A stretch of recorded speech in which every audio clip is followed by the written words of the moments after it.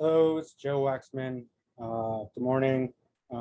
This morning I wanted to go over a chart, do another mini reading. This time it's for Johann Sebastian Bach, the master of music, the guy who basically wrote or created musical theory, the genius of classical music composer. I love Bach. I love his music. I think he's absolute genius of geniuses when it comes to creating music. So I'm gonna do a mini reading for his chart, read his chart. Before we get started, check out my website at macroastrology.com, book a reading, and yeah, don't forget to like, subscribe, and share if you enjoy this content. Share my screen.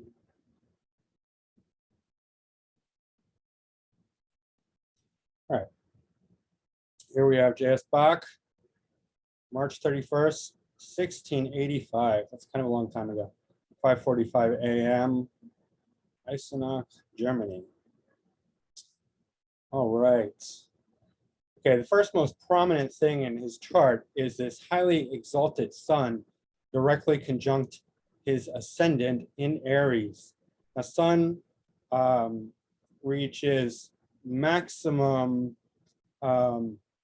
exaltation at 10 degrees Aries. This is 11 degrees. That's incredible to have, you know, the point of exaltation within 1 and 2 degrees of sun and ascendant in Aries. So if you listen to Bach's music, you know, when I first started listening to Bach, I didn't look at his chart, but when I intuitive, because I have synesthesia, and I can picture like colors and images when I hear things, when I see things, when I feel into things. I always felt this sense of goldenness. His music is golden, really bright, super duper bright. And this is the exalted sun on the ascendant. This is the eastern horizon. This is sunrise. This is an incredibly powerful sun. And sun, as we know, is the center of our solar system. Despite what anyone says, we revolve around the sun. The sun does not revolve around the earth. We are not the center of the universe, okay? We revolve around the sun because the sun is this massive body, this massive star in the sky, and we revolve around it. Interestingly enough, there's an A side. Jupiter, because Jupiter is the largest planet in the solar system, and all the other planets can fit into it. It's not the largest body because the sun's the largest body, but Jupiter is so massive that it alters the gravitational spin of the sun. So the sun spins around an empty space in our solar system. So the actual center of the solar system is empty space that the sun spins around because Jupiter alters the gravitational pull. So just there's something. Sun and Jupiter are the two most massive bodies in our solar system. Sun number one, Jupiter number two. And Jupiter emits its own light. So Jupiter is almost like a mini sun. Anyway. This is a testament to his character. It doesn't get, as far as like suns, it doesn't get much stronger than this. I mean, I don't know if it can get stronger than this, really. Sun and ascendant, maybe if it was, you know, tightly conjunct at 10 degrees, right? Aries, but sun is exalted in Aries. It's just a super highly charged sun, super focused. Aries is number one. The sun is number one. It's just where the sun, you know, really shines super intense and bright. It has ultimate focus, ultimate power. And, you know, sun on the ascendant, even regardless of sign, even if it's not exalted, can show either like a great person, a great soul, because sun is the soul. Sun is the significator of our soul. It's the biggest influence in our astrological chart. The largest and brightest, most certainly. Or it can show somebody who's just very egotistical, you know, like if somebody has the sun on the ascendant and they're not a great soul, they can just, their ego is overblown because they cannot, it's like shoes too big for them to fill, right? You know, somebody who just winds their way up into like presidency, you know, like somebody who doesn't deserve it, like what we have now going on. Shoes too big for their britches. Is that the expression? I don't know. Anyway, in Bach's case, we could say he really fit those shoes, because I mean, he stands out among, you know, the musician of all musicians, like the grand emperor of music. Let's put it that way. So he deserves that. That's a testament to how great he was. Huge ego, center of attention, but like, you know, who can blame him? Who can blame him? Most powerful son and ascendant you could have, basically. Thing with Aries ascendant is that it's so simple, because all the houses are lined up perfectly with their respective positions. Like Aries, this is the natural zodiac, it's called the natural zodiac. Aries is in the first house. Aries has the qualities of the first house. There's no nuance here. It's incredibly simple, and that is very much has to do with Aries nature. It's just like direct, head on, no nonsense, just like, you know, oneness. When you have oneness, the nature of oneness is that there's no room for anything else. There's no fear, there's no doubt, there's no second guessing. Aries nature is dead on, like just like no question, just like if it wants something, bam, it's like a bullet out of a gun. It's just, there's just no room for any second guessing, no strategy, no planning, just bam. And so that's the nature of like the natural zodiac. It's just so everything is in its place. Everything is right where it should be, right? Sun rules the fifth house of creativity and performance and drama and the arts, children. I don't know if he had children. I think he did, but I don't really know much about Bach except his music. Like, I don't know much about his life at all, like really little. But he's bringing in tons of creativity right into his ascendant. And this guy in person lit up the whole, not just the room, he could light up the whole stage, he could light up the whole building, right? Everywhere he went, he was just shining bright as can be. Tons of creativity right now. Yeah, so that's the kind of person he was. I mean, you know, no matter what he did with this kind of soul, we can see the quality of his soul here. So just magnificent. His moon was in Aquarius in the 11th house. So Aquarius and 11th house, again, have the same nature because Aries ascendant. This is very social. Social, not in the sense, social, yes, within groups, but social thinking, meaning thinking about the big picture of society. Not a very emotional moon. This is not like a Cancer moon. This is not like a Pisces moon. This is a moon that's very dry and intellectual and cold. Not that he was a cold person, but you sort of need this cold detachment to be as brilliant as he was. And this Aquarius is the sign of brilliance. It's the sign of genius. It's the sign of the scientist, the inventor, the socially aware revolutionary who's fighting for society, or at least who's concerned with society, concerned with a utopian society. So he was very big-minded, and he was thinking about everyone. And this balances out his Aries sun, which has the potential to be very overly self-conscious. Like I said, like the polarity here with this sun is either greatness, massive greatness, or just like massive egotism. And we know because his moon was in Aquarius at the very late degrees, 28 and some minutes, that this is a very evolved Aquarius moon, very high thinking, very concerned with all of society. Like he was about giving back to the masses, giving back to the people, right? It's also conjunct Neptune in Pisces. Neptune is the co-ruler of Pisces along with Jupiter. Neptune in Pisces is highly spiritual, highly imaginative. Pisces rules imagination. and so does Neptune and creativity. So there's adding like this element, like without this, there's a potential to be overly calculating and a lack of creativity, you know, like a little too intellectual. This adds this tremendous imagination to his moon, to his mind. This incredible creative ability, because the two most creative aspects or signs and houses are Leo and the fifth house. So Sun, fifth house, Leo, and Pisces and 12th house. So you can see very strong concentrations of both of those, right? And even his moon is in Aquarius. That's not the most creative, but with the conjunction to Neptune and Pisces, it's adding that creative element to his moon, his inner mind, his emotions, creating like just high spirituality, high creativity, right? And we're going to keep seeing this. You know, so the next thing, the next most obvious thing is this powerful exalted Venus conjunct Mercury in the 12th house. So Venus exalts in Pisces. It rules Taurus and Libra, so the 2nd and 7th house cusp.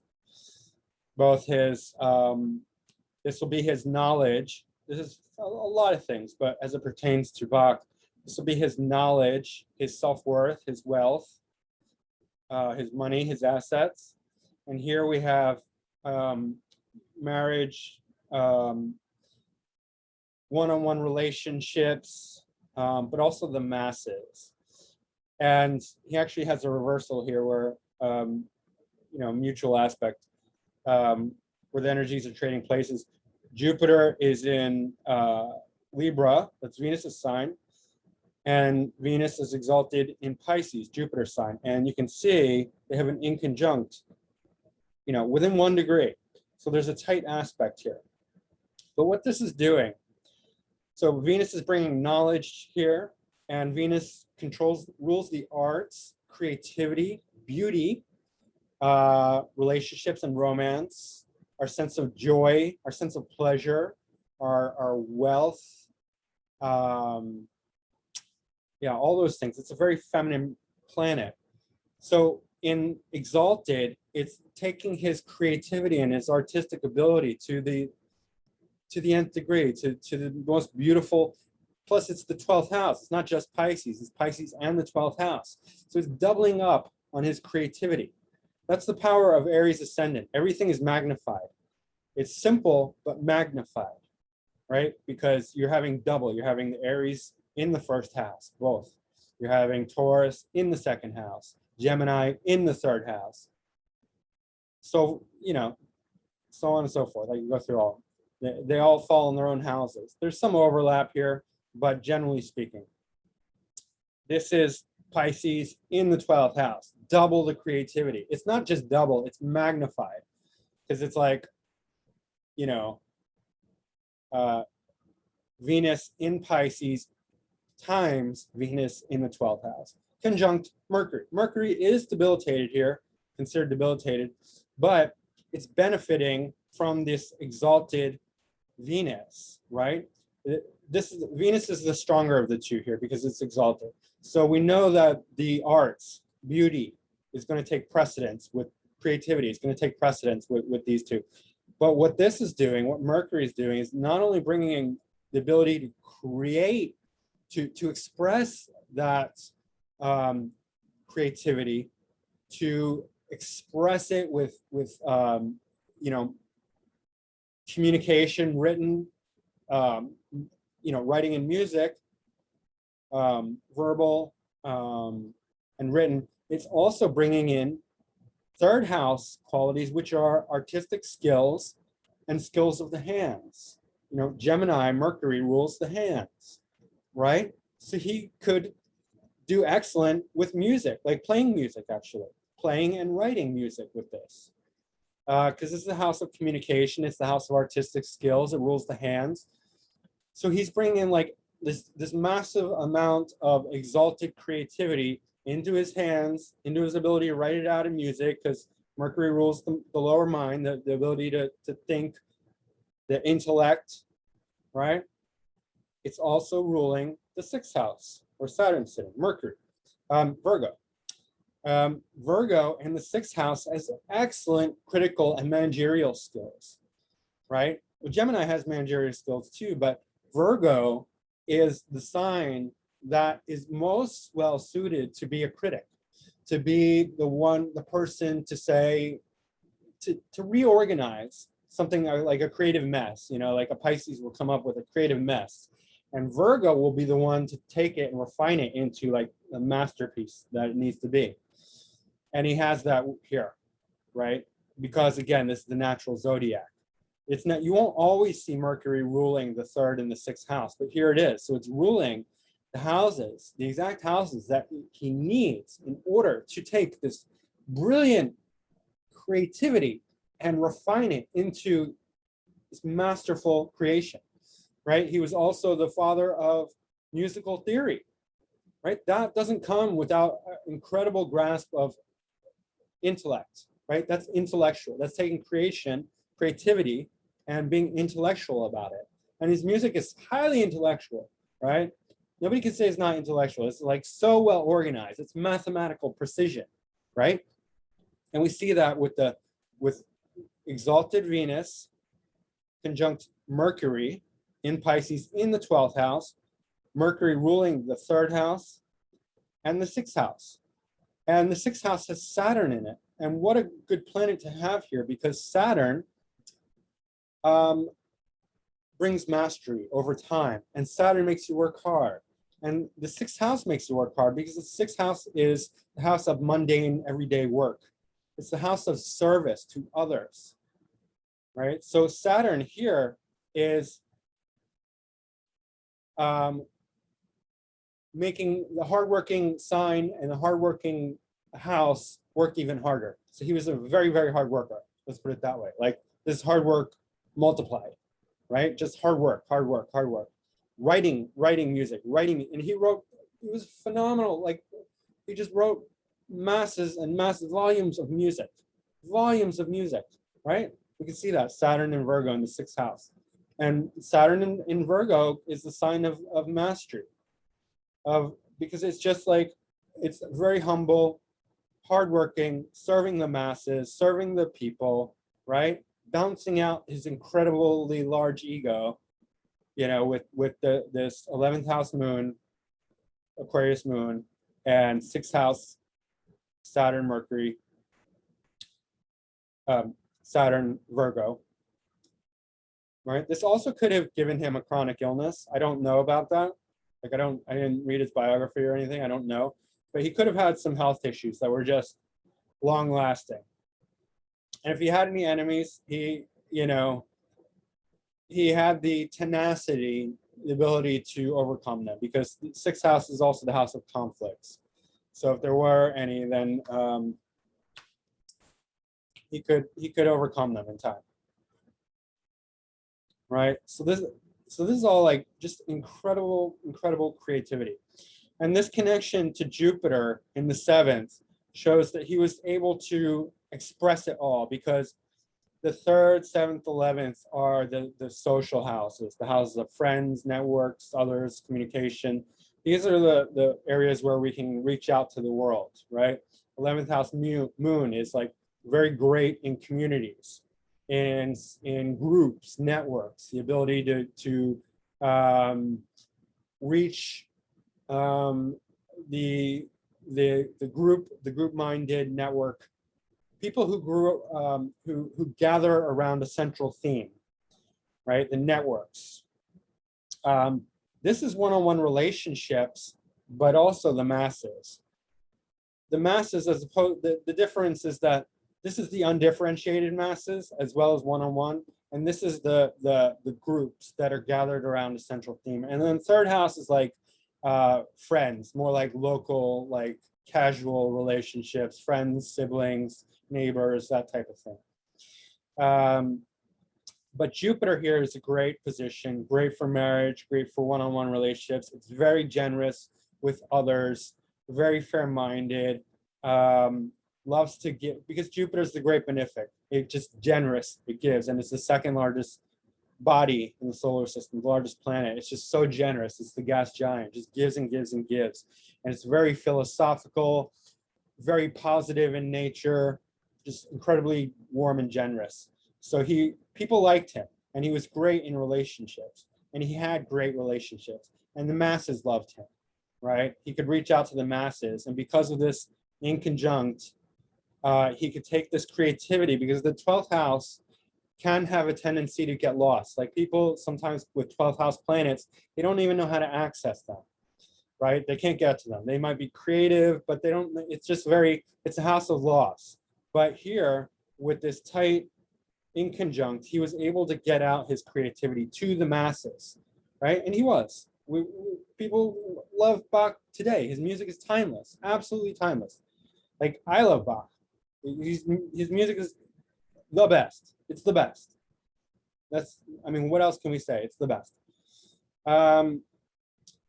So yeah, and Jupiter's retrograde. So the signs that are ruling has some passivity. So that's 9th house and 12th house, both like religious spirituality. So he could, 9th house is the house of religion, philosophy, the house of God, but together they kind of controlling the 9th and 12th. This is a very like highly like spiritual, like guru. He was a guru in a sense. He was a guru, a teacher to the masses, but there's also this ability to turn it off, to be passive about that. And he could write spiritual music, religious music, but he could also write just kind of non-spiritual music. It wasn't necessarily, it was a passive thing. The theme of the spiritual theme wasn't always there. It was just like, it could just be like the sublime music. That just wasn't necessarily spiritual or religious. But we know he wrote religious music. His ascendant Lord Mars is in the 9th house. So he loved to travel. He loved religion. He loved philosophy. And he was very physical about it. I don't know his life again, but he could travel a lot. And he probably loved to travel. And he loved to be philosophical. And he loved to go on adventures. And he loved to be wild and free. Mars in Sagittarius is quite the adventurous, physically adventurous type person. They're going to want to travel, especially in the 9th house. They're going to want to involve their physicality in their philosophy, religion, long distance travel, things like that. Just very adventure, high spirited, high energy. Yeah, so one of the things that really adds another dimension to his music and takes it to another level is this Pluto. It's not only tightly trine is exalted Venus to the degree. And trines, if you don't know, are they're the most harmonious aspect. You know, it doesn't get more harmonious or smooth than a trine. So Pluto to Venus makes his Venus deep and powerful. Not only that, let me show you something. Pluto is stationed direct. Look how slow it is, okay? That's the most powerful Pluto you could have in as far as speed goes, as far as its depth goes. It's stationed direct. That's when Pluto is at its most potent. And if you listen to his music, you can feel it. It's not just pretty, it's not just beautiful, it's not just creative. There are moments where it's like so deep and powerful and dark, even like just like he doesn't get dark because he's so bright, like this is the brightest sun, but it's like complemented and contrasted with this incredible depth. It's just incomparable. Like dun dun dun dun dun, like you know what I'm talking about if you know Bach's music. And then he goes into then it lifts up and goes back in this beautiful, you know, Venus, exalted Venus, 12th house kind of thing. But it's also in the 4th house and Cancer sign, which adds to the depth. This is the roots of the zodiac, the 4th house, the IC. It's the deepest part of the zodiac, the nighttime, Cancer. This is just like incredibly powerful Pluto. Now there is a square to Jupiter, and that's interesting. So causes tension. That would cause a lot of tension in his in relationships, because Jupiter is in the 7th house, conjunct the descendant. So there's some issues there, but like, you know what? His chart is so harmonious. We need some tension, you know, and this causes some tension to be quickly resolved. And that's another, Jupiter is a benefic. Jupiter is a wonderful planet, even to have aspect to Pluto. The square to Pluto. Jupiter squares are often much better than other squares, you know, much better than Saturn squares. See, speaking of Saturn squares, here we have a tight square Saturn to Mars, and that's a difficult aspect. But again, tension that is probably, you know, good. It makes him work harder. This is a, you know, hardworking aspect, causing him to be what, even more adventurous, even more, you know, he might have had to deal with some hardship at times, some health issues, some enemies, but it's all for the best, because his chart is overwhelmingly positive and bright and powerful, right? South Node conjunct the MC shows that he had an early rise to success in Capricorn. Now, I don't know his life story, but I think like because he was just like so popular and so successful that this is accurate, that he had early rise to success. And then second half of his life was probably well, Pluto's here, so it was much deeper and more intense, and he already had fame and success, so he didn't need to have that. But his music might have changed in the second half of his life and become much deeper. I don't know. Yeah, I'd have to, you know, study his music and his life and all that and see how that went. Pluto's also squaring, it's not a tight square to his sun, but it is there, which is interesting. Now he has this grand Earth trine with South Node, Uranus and Chiron, and Saturn. And it's a kite actually with Neptune. It's not a tight aspect between Saturn and Neptune, but it's still there. Now the Earth trine gives him like a lot of like practicality and really adds to the whole musical theory. Gives him a lot of like practical, mechanical, engineering type brilliance. Great with numbers. Uranus and Taurus, although that's not really the best sign for Uranus. We have Uranus and Taurus now. Great with mathematics, numbers, finance, things like that. Chiron is the sign of the wounded healer. So, I mean, there's some sensitivity here, some issues. I'm not sure what, but this is really harmonious. There's no squares to Chiron, so I don't think it was a really big deal. If there was squares to Chiron, I would say there was some weak point or issue he had.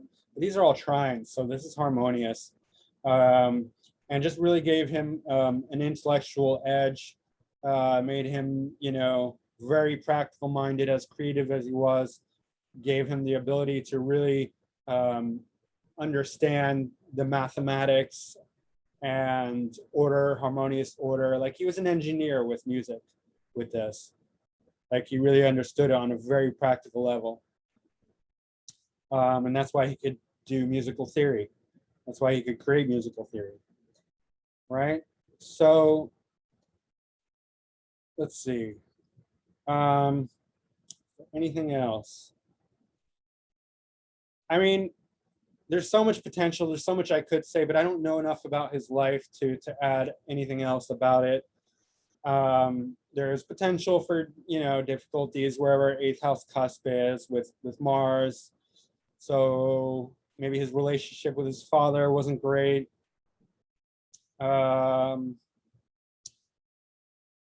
Teachings of his father, there could be arguments with the father. But again, I have no idea. Again, there could be some illness around central organs here, Saturn. Pluto squares. There could be issues with his home, home life, mother. He could have lost his mother early in his life. Yeah, but I don't know. Anyway, that's pretty much it for the musical genius Bach, who I love, who I think was the grand emperor of all music.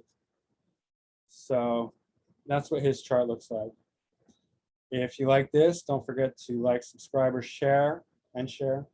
Once again, check out my website, macroastrology.com, where you can book a reading. And otherwise, thanks, and see you soon.